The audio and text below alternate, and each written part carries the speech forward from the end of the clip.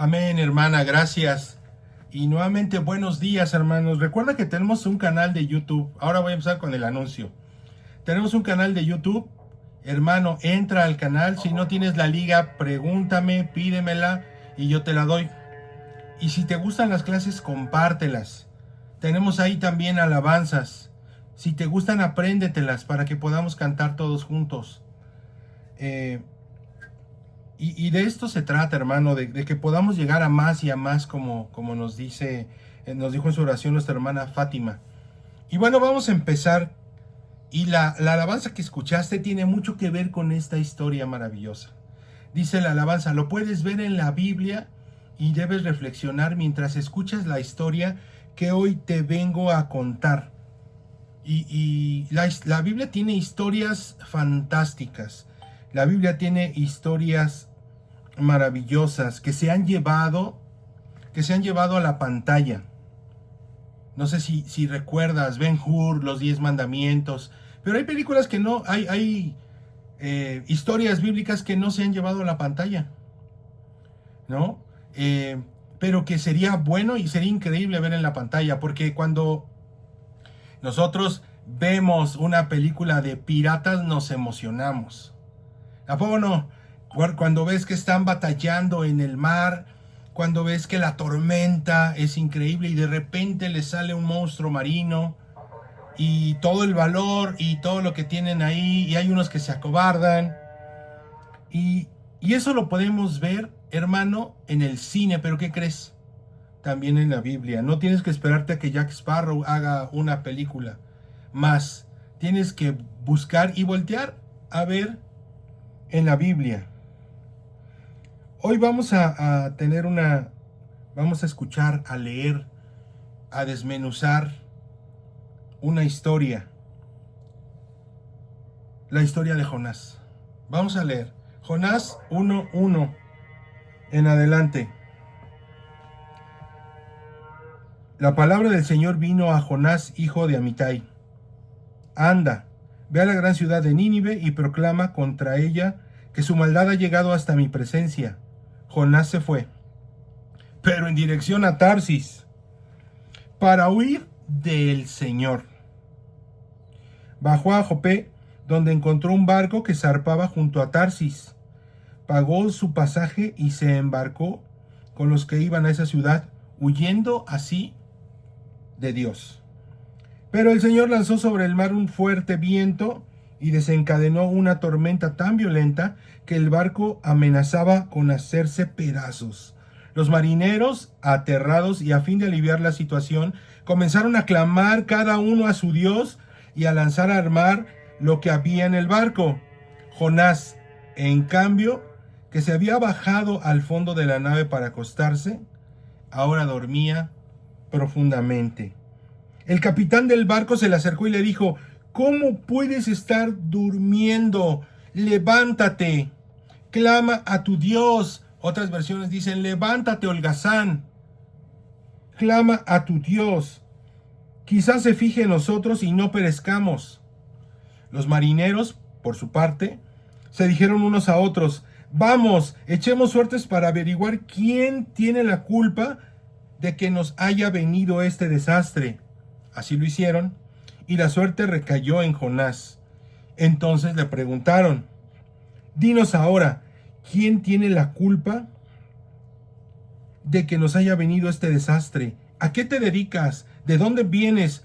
¿Cuál es tu país? ¿A qué pueblo perteneces? Soy hebreo y le temo al Señor Dios del cielo, que hizo el mar y la tierra firme, les respondió. Al oír esto, los marineros se aterraron aún más, y como sabían que Jonás huía del Señor, pues él mismo se los había contado, dijeron: ¿qué es lo que has hecho? Pero el mar se iba enfureciendo más y más, así que le preguntaron: ¿qué vamos a hacer contigo para que el mar deje de azotarnos? Tómenme y láncenme al mar, y el mar dejará de azotarlos, le respondió. Yo sé bien que por mi culpa se ha desatado sobre ustedes esta terrible tormenta. Sin embargo, en un intento por regresar a tierra firme, Los marineros se pusieron a remar con todas sus fuerzas, pero como el mar se enfurecía más y más contra ellos, no lo consiguieron. Entonces clamaron al Señor: Oh Señor, tú haces lo que quieres, no nos hagas perecer por quitarle la vida a este hombre, ni nos hagas responsables de la muerte de un inocente. Así que tomaron a Jonás y lo lanzaron al agua, y la furia del mar se aplacó. Al ver esto, se apoderó de ellos un profundo temor al Señor, a quien le ofrecieron un sacrificio y le hicieron votos. El Señor, por su parte, dispuso un enorme pez para que se tragara a Jonás, quien pasó 3 días y 3 noches en su vientre. Hasta aquí le vamos a dejar en la historia. ¡Qué historia! ¡Qué historia! Tormenta, marineros luchando contra la tormenta y un hombre que quería huir de Dios. Pero, como en la Buenos Aires, aquí en México, vamos por partes. No sé si allá en otros estados hay algo así como aquí en México. ¿Quién es Jonás? Y hermano, a veces podría sorprendernos saber que este no es el único lugar en la Biblia en que sabemos respecto a Jonás. Primero se menciona como profeta de Dios en el libro de Segunda de Reyes, donde profetizó con éxito ante el rey de Israel, diciendo que debían fortificar las fronteras del reino a fin de evitar un ataque enemigo. La Biblia dice que el Señor salvó a Israel del ataque porque el rey escuchó la profecía de Jonás. Por tanto, Jonás fue un profeta legítimo de Dios. Fíjate, incluso el historiador judío del que ya les he hecho alguna reseña, Flavio Josefo, rastrea la vida y el ministerio de Jonás en la historia judía.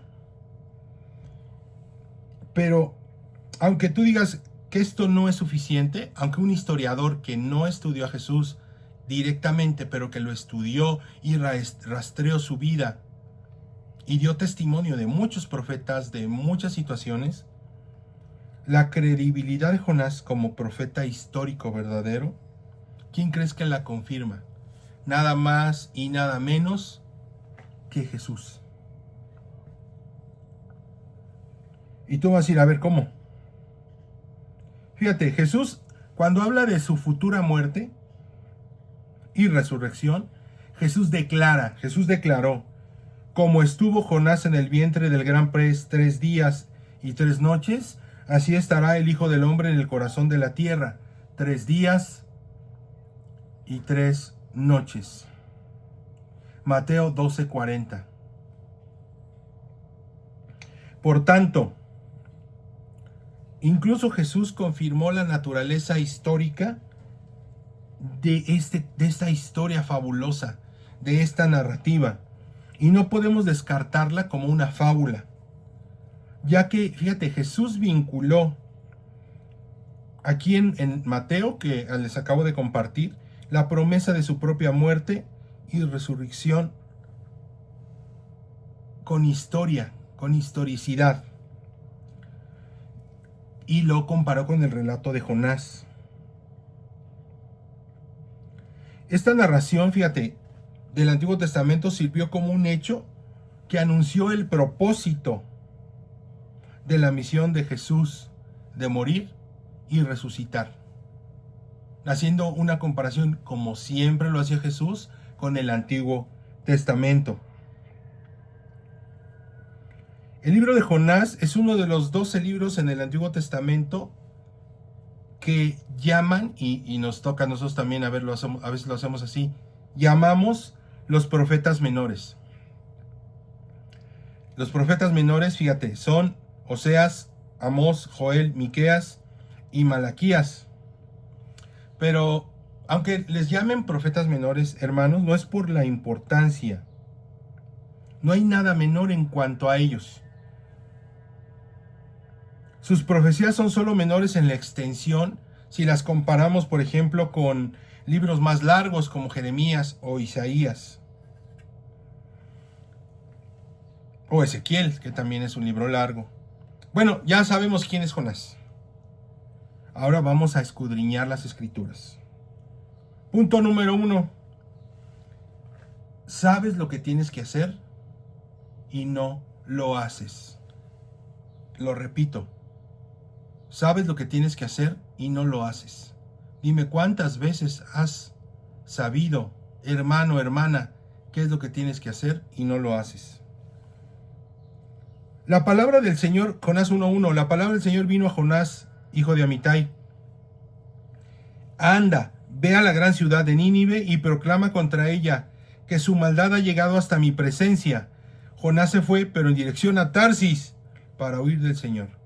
Bajó a Jope, donde encontró un barco que zarpaba junto a Tarsis.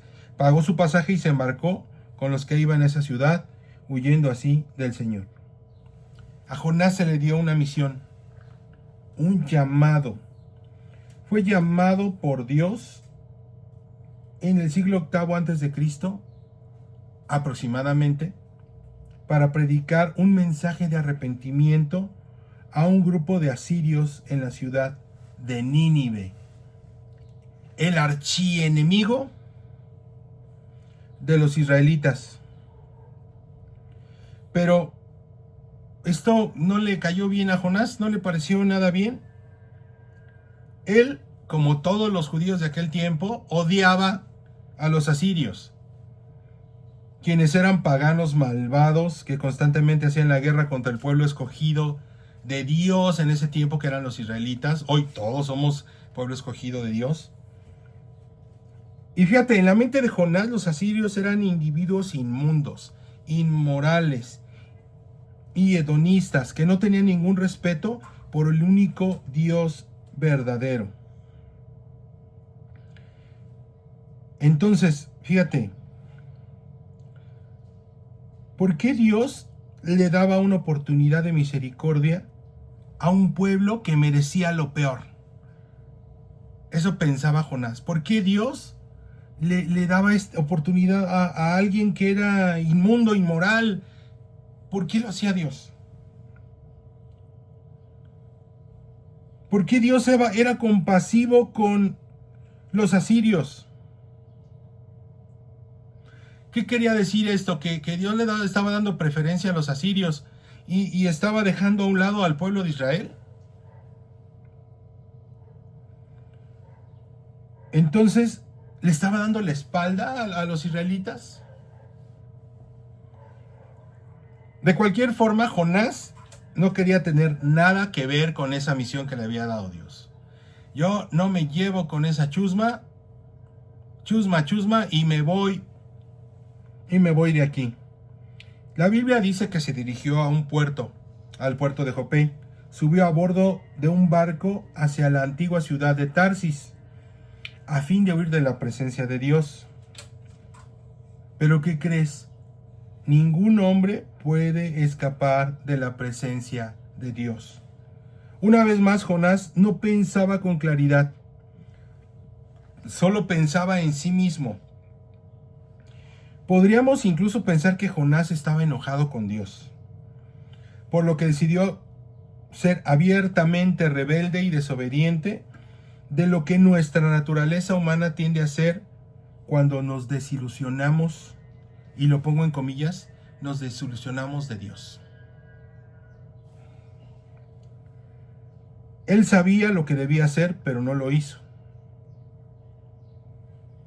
lo cual es pecado. Santiago 4:17, lo hemos estudiado muchas veces. Si sabes hacer el bien y no lo haces, es pecado. Por tanto, subió a un barco que se dirigía a una tierra extraña. Y fíjate, sin duda también esto le resultó extraño. Debió haber pensado, no pertenezco aquí. Y en la misma manera, hermanos, si estamos haciendo algo que no nos gusta, viendo una película con escenas no propias, en una reunión con amigos donde se pasan de copas y se pasan de decir conversaciones que no son buenas, emborrachándose, destrozando a la gente con chismes. Deberíamos decirnos, no pertenecemos aquí. Y entonces hacer algo al respecto. Ese es un buen comentario. Sin embargo, de todos modos, Jonás abordó el barco y zarpó.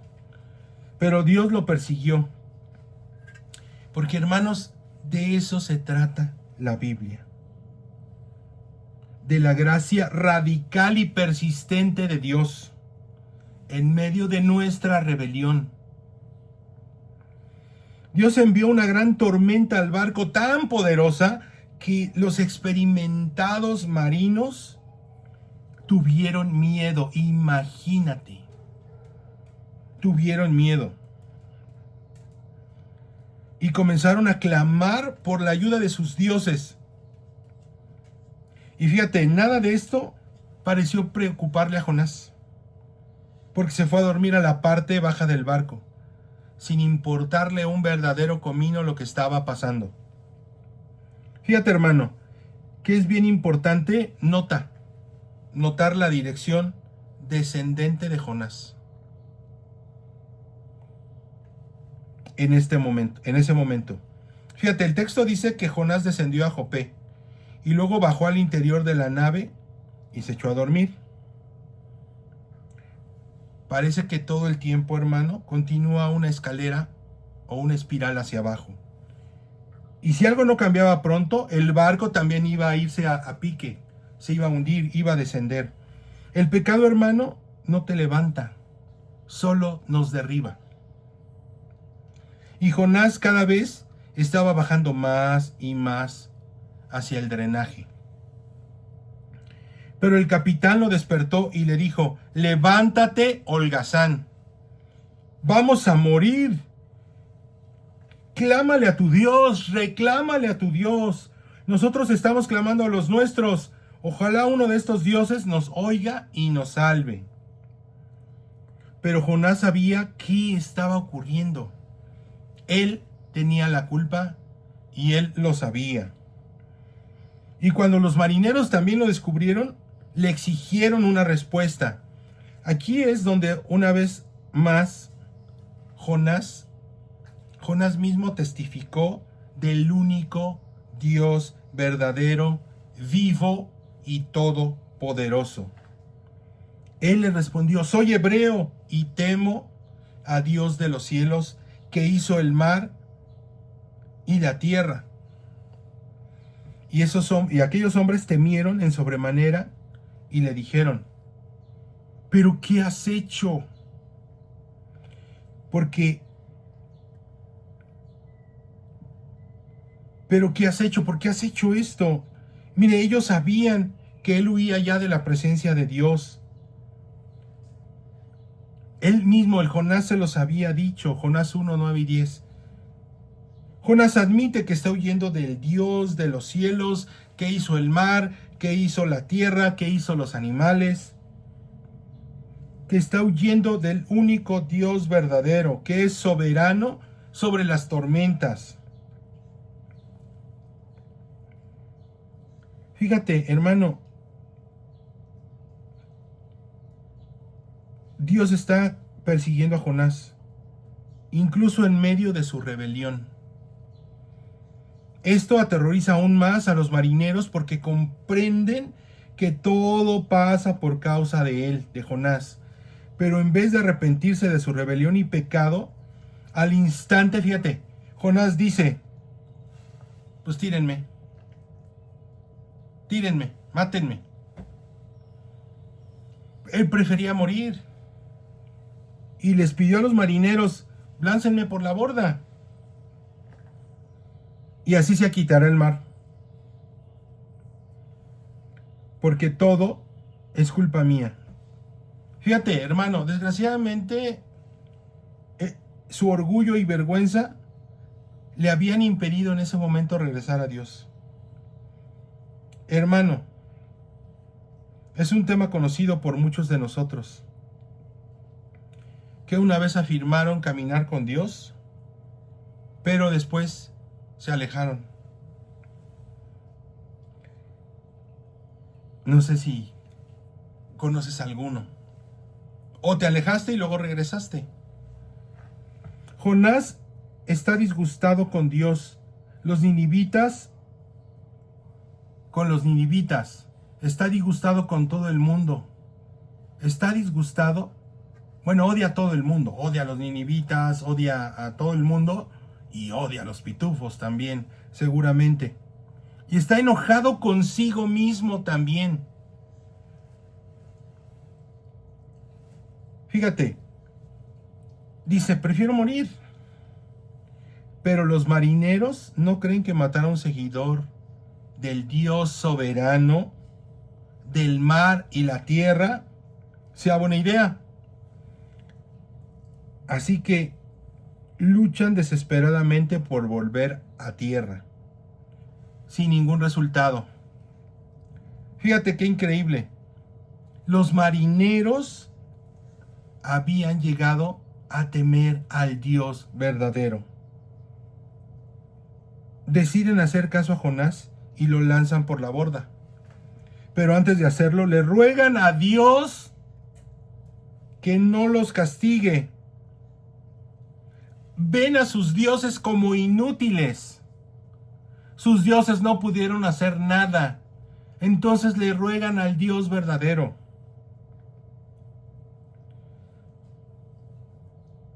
Le ruegan al Dios de Jonás. Lo miran como un Dios de acción. Es sorprendente que ellos tengan una reverencia más sana, más sincera que el propio Jonás. ¡Qué contraste! Al profeta no le importó lo que pasaba, pero a un grupo de marineros paganos sí les importó. Un hombre se negó a temer a Dios, pero todo un grupo de desconocidos, de marineros, tuvo un nuevo temor que los llevó a adorar a Dios. ¡Qué increíble! Vamos al punto número 2, hermanos. El desobedecer a Dios te lleva a la oscuridad más profunda, pero el arrepentimiento te vuelve a dar esperanza. Otra vez, el desobedecer a Dios te lleva a la oscuridad más profunda, pero el arrepentimiento te vuelve a dar esperanza. Por suerte para Jonás, Dios no había terminado con él. Todavía no había terminado con él. Dios lo sigue persiguiendo, aunque Jonás se rebela hasta querer morir. La verdad, Jonás debió tomar una decisión. O haría las cosas a la manera de Dios o a la suya. Y Jonás, como muchos de nosotros, a veces elegimos hacerlo a nuestra manera, ¿no? Hasta Paul Anka, cuando compuso My Way, a mi manera, dijo, todo lo que hice fue a mi manera, que es una extraordinaria canción. Que en inglés la cantó Frank Sinatra, que la hizo famosa, y en español Rafael, una gran interpretación también. Pero bueno, Jonás se revela hasta querer morir. Tomó la decisión de hacer las cosas a su manera y escogió hacerlo así, y fue a parar al interior de un gran pez. Dios, por su parte, dispuso un enorme pez para que se tragara a Jonás, y pasó 3 días y 3 noches en su vientre. Vamos a ver de cerca este versículo, hermanos. ¿Qué te llama la atención? Estás pensando, ¿cómo que se lo comieron completito? Si yo vi tiburón y se los comía por cachitos, ¿no? Los despedazaba. Y era un tiburonzote. No el tiburoncín, jujaja, sino era un tiburonzote. También vi Orca, la ballena asesina, y igual los despedazaba. Pero también vi Pinocho y ahí sí se lo comía enterito a Pinocho. ¿No es cierto? A Gepetto. Y luego a Pinocho, ¿no? Entonces, no creo, ¿no?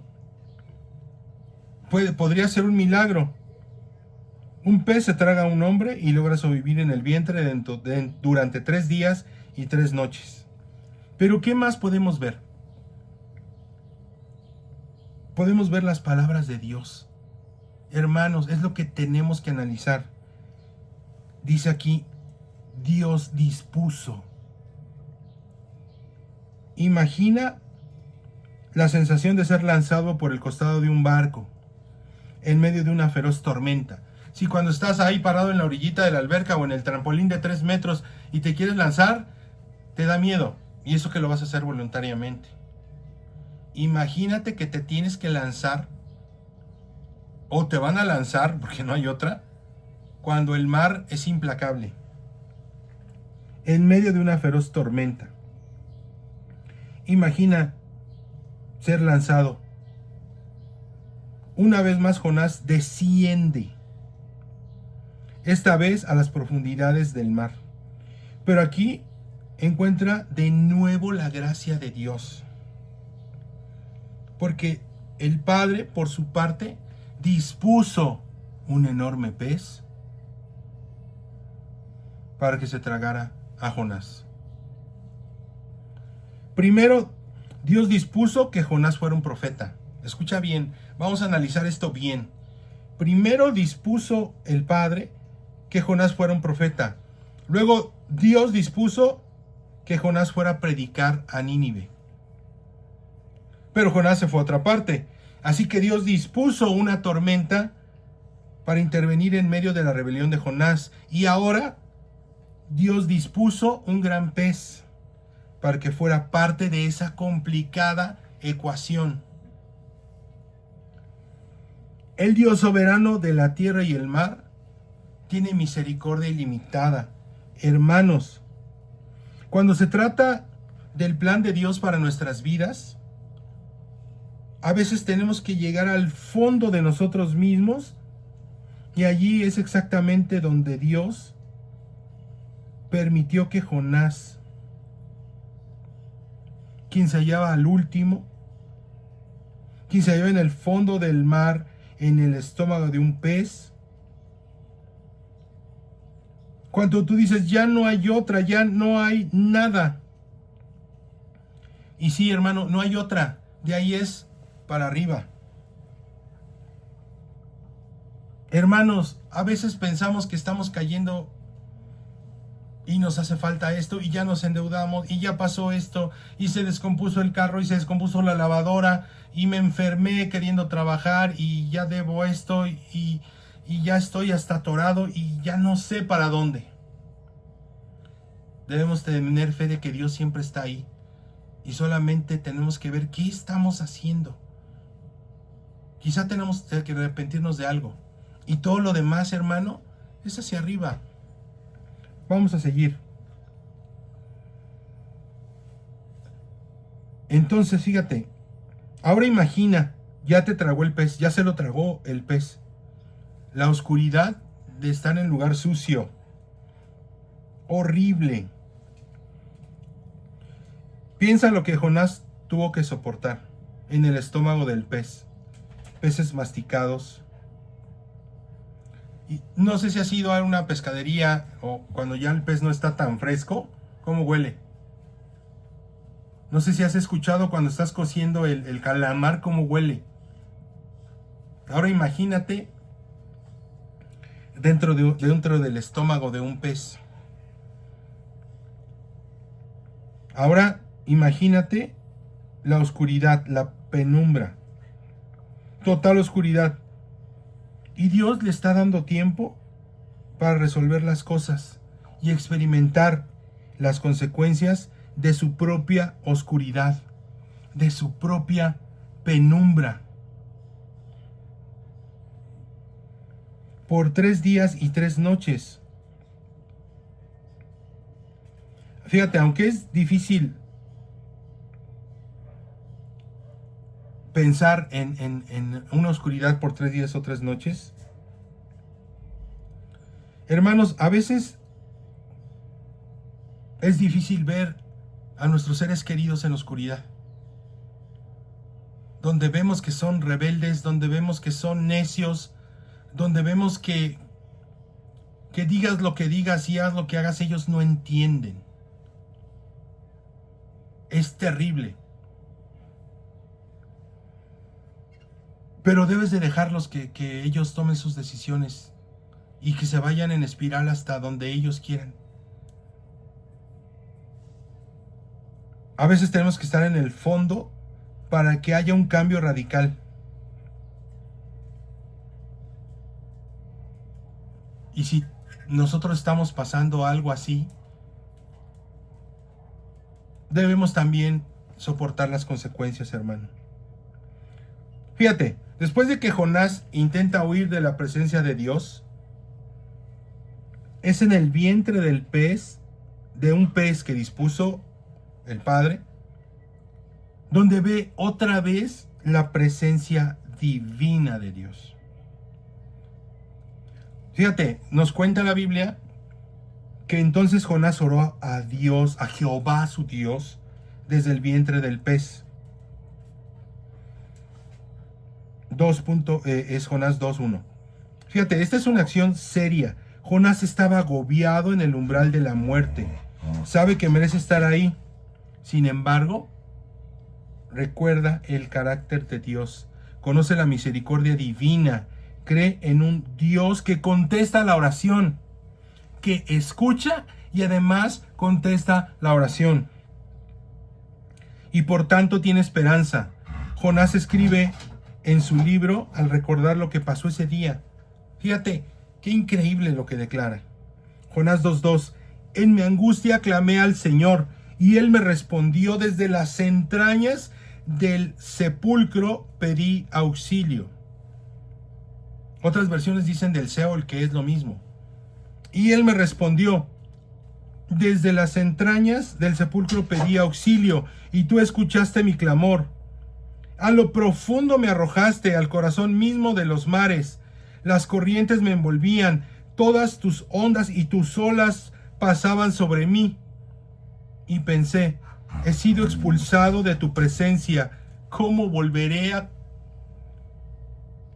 contemplar tu santo templo?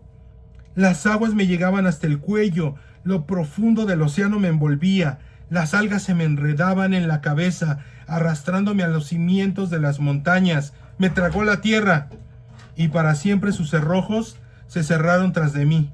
Pero tú, Señor Dios mío, me rescataste de la fosa. Al sentir que se me iba la vida, me acordé del Señor, y mi oración llegó hasta ti, hasta tu santo templo. Los que siguen a ídolos vanos abandonan el amor de Dios. Yo, en cambio, te ofreceré sacrificios y cánticos de gratitud. Cumpliré las promesas que te hice. La salvación viene del Señor.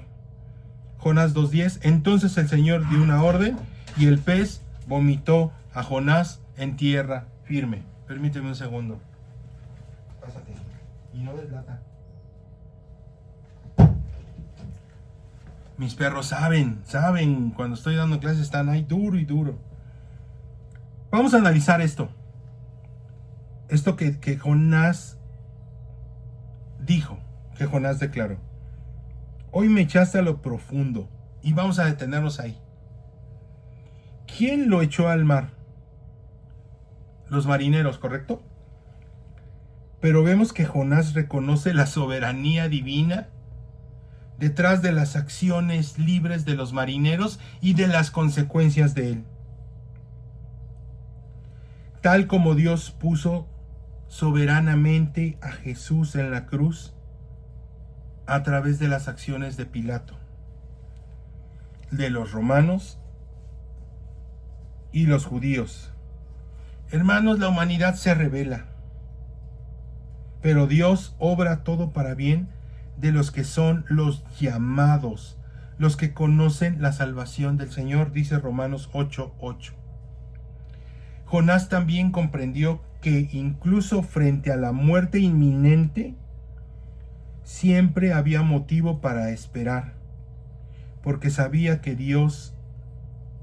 su Dios, que tenía un Dios que oye y que contesta la oración junto su clamor. Y Dios escucha. Y el Señor le devolvió la vida desde el abismo.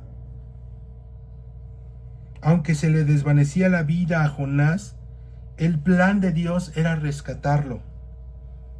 Era rescatarlo de su rebelión antes que pudiera llevar compasión a los ninivitas. Jonás entró en razón respecto a su orgullo y manifiesta. Los que siguen, en Jonás 2:8, los que siguen vanidades ilusorias abandonan el amor de Dios. Yo, en cambio, te ofreceré sacrificios y cánticos de gratitud. Cumpliré las promesas que te hice. La salvación viene del Señor. Orgullo, arrogancia, eran las vanidades que invadían la vida de Jonás y tenían prioridad sobre Dios y su voluntad. Fíjate, la NBI, la versión NBI, las llama ídolos vanos. Esto es cierto. Fíjate, hay mucha gente que adora ídolos vanos o ídolos reales. Pero todos los creyentes en el temor de Dios tenemos que quitar todo lo que se interponga en nuestra relación con Dios. Y todos lo sabemos. Imágenes, todo aquello que sabemos que no está bien, que no voy a comentar, que he comentado en otras clases. Pero tenemos que reconocer, Jonás entiende mejor las cosas y quitó todo lo que se interponía. Y dijo, voy a obedecer a Dios. Jonás da gracias y adora al Padre con un voto, reconociendo que la salvación es de Dios. Y por orden de Dios, el pez vomita a este hombre en tierra firme. Fíjate, esto nos lleva al punto número 3. Cuando nos rendimos, obedecemos a Dios. Punto número 3. Rendirnos nos lleva a obedecer a Dios. Te voy a abrir ahora. Quiere salir. Ándale. El punto número 3. Rendirnos nos lleva a obedecer a Dios. Jonás 3.1. Perdón, 3.1. La palabra del Señor vino por segunda vez a Jonás. Anda, ve a la gran ciudad de Nínive y proclámale el mensaje que te voy a decir. Jonás se fue a Nínive, ahora sí, conforme al mandato del Señor. Ahora bien, Nínive era una ciudad grande y de mucha importancia. Jonás se fue internando en la ciudad y recorrió todo un día mientras proclamaba, dentro de 40 días Nínive será destruida. Fíjate lo que proclamaba. Dentro de 40 días Nínive será destruida. Y los ninivitas le creyeron a Dios. Proclamaron ayuno y desde el mayor hasta el menor se vistieron de luto en señal de arrepentimiento. Cuando el rey de Nínive se enteró del mensaje, se levantó de su trono, se quitó su manto real, hizo duelo y se cubrió de ceniza. Luego mandó que se pregonara en Nínive, por decreto del rey y de su corte, ninguna persona o animal ni ganado lanar o vacuno probará alimento alguno, ni tomará pasta ni beberá agua. Al contrario, el rey ordena que toda persona junto con sus animales haga duelo y clame a Dios con todas sus fuerzas. Ordena asimismo que cada uno se convierta de su mal camino y de sus hechos violentos. ¿Quién sabe? Tal vez Dios cambie de parecer y aplaque el ardor de su ira y no perezcamos. Al ver Dios lo que hicieron, es decir, que se habían convertido de su mal camino, cambió de parecer y no llevó a cabo la destrucción que les había anunciado. ¡Wow! Fíjate, aquí, quizá un poco todavía aturdido, por lo que había pasado, pero definitivamente agradecido por estar vivo. Jonás, ahora libre de la prisión del pez, libre de la prisión de su pecado, libre de la prisión de su rebeldía, una vez más Dios le ordena ir a predicar a Nínive. Aún no le ha dicho qué decir, pero le manda que vaya. Porque Dios a menudo decide revelar su voluntad total cuando le obedecemos. Así como Abraham debía ir a la tierra que Dios le mostraría pronto. Pero le dijo, sal de aquí. Y Dios le mostrará una tierra pronto. Por tanto, fíjate, al principio de este libro vemos que Jonás en su rebelión se levantó para huir a Tarsis. Pero esta vez aprendió la lección y se fue, se levantó para ir a Nínive. Ahora obedece y cuando llega recibe el mensaje de Dios, que es claramente una promesa condicional para los ninivitas. De aquí a 40 días, Nínive será destruida. Ese fue el mensaje. El número 40 ya sabemos, hermanos, que es significativo.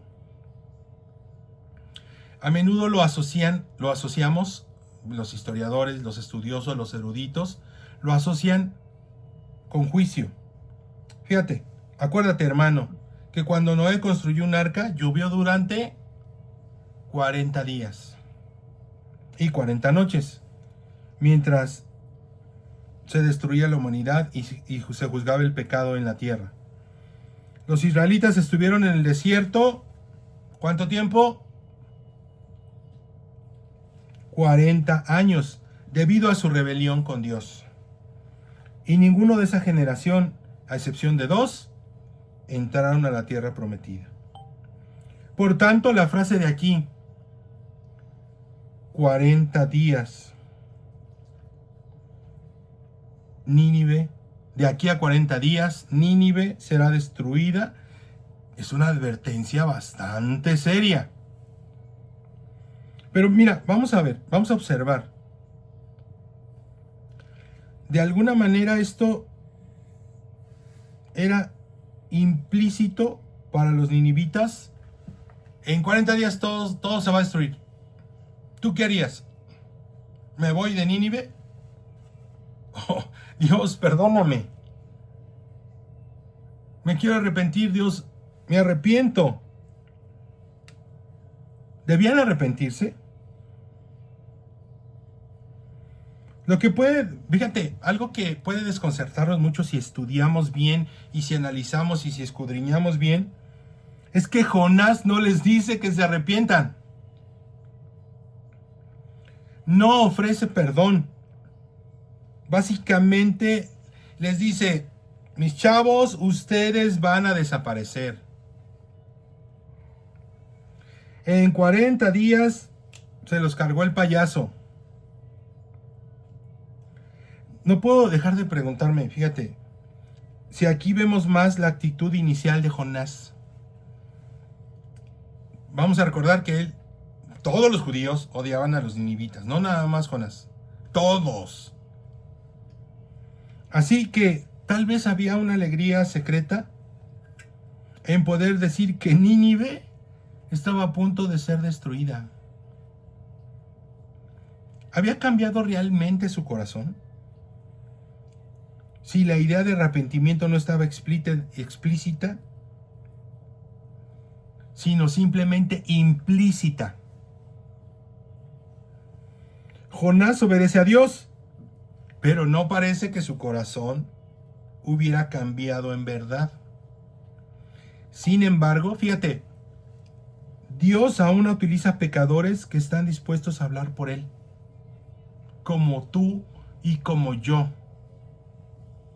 Dios aún utiliza pecadores que están dispuestos a hablar por Él.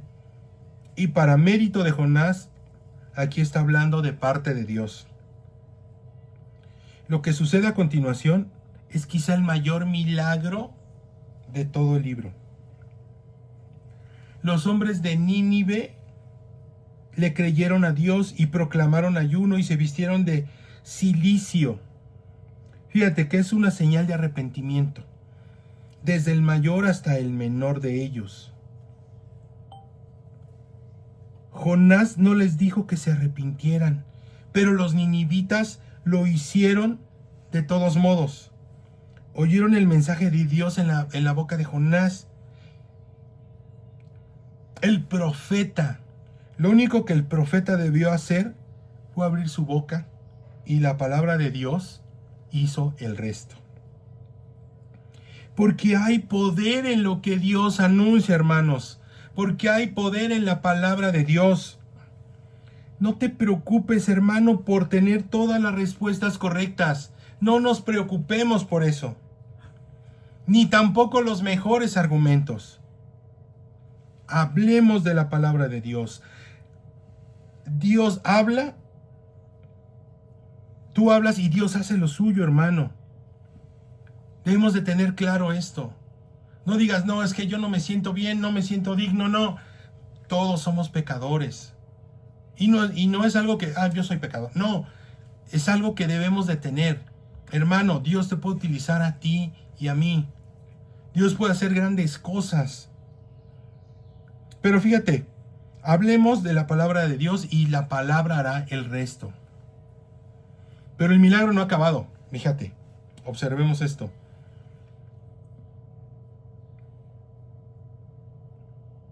Cuando el rey de Nínive se enteró del mensaje, se levantó de su trono, se quitó su manto real, hizo duelo y se cubrió de ceniza. Luego mandó que se pregonara en Nínive: por decreto del rey y de su corte, ninguna persona o animal, ni ganado, lanar o vacuno, probará alimento alguno, ni tampoco pastará ni beberá agua. Al contrario, el rey ordena que toda persona, junto con sus animales, haga duelo y clame a Dios con todas sus fuerzas. Ordena asimismo que cada uno se convierta de su mal camino y de sus hechos violentos. ¿Quién sabe? Tal vez Dios cambie de parecer y aplaque el ardor de su ira y no perezcamos. Sorprendentemente, al rey de Nínive le cautiva tanto el mensaje de Dios a través de Jonás. Fíjate que hasta pide que los animales sean cubiertos en señal de arrepentimiento. Ahora el rey cuidó hasta los animales, del mayor hasta el menor de su corte, de su reinado. Creo que el rey de Nínive intentaba considerar todas las posibilidades. El gran rey de esta ciudad escucha el mensaje de Dios y todo el lugar queda reducido,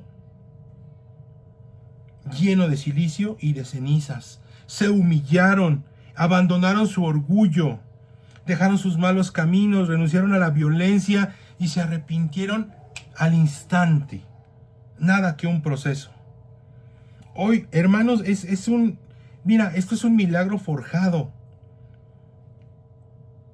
hecho por la palabra de Dios. Quedaron atrapados por la santidad de Dios, mientras al mismo tiempo ellos miraron su pecado. Qué difícil es mirar nuestro pecado. Por tanto, se arrepintieron, lo cual implicaba tristeza de corazón. Ellos sentían la tristeza de corazón por causa del pecado. Una renuncia al pecado y un propósito sincero de dejarlo atrás y caminar en obediencia a Dios. En obediencia, hermanos, ahora nosotros en obediencia a Cristo. Vamos a leer luego el versículo 10. Al ver Dios lo que hicieron, es decir, que se habían convertido en su mal camino, Dios cambió de parecer y no llevó a cabo la destrucción que les había anunciado. Esto es importante, hermano. El éxito de cualquier ministerio no debe medirse por el tamaño del edificio o la multitud que asiste, sino por un cambio de corazón, un cambio de mente, una metanoia en las personas y en las vidas a través del mensaje de arrepentimiento y de fe. Vamos a concluir esta mañana, hermanos. ¿Qué historia acabamos de leer? Y yo creo que no nada más la leímos, la vivimos, la disfrutamos. Pero yo quisiera preguntarte, hermano, para ti, y abro micrófonos, para ti, ¿quién es el protagonista de esta historia? ¿Jonás, el rey de Nínive, el pueblo de Nínive, los marineros? ¿Quién consideras tú que es el protagonista de esta historia? Abro el micro.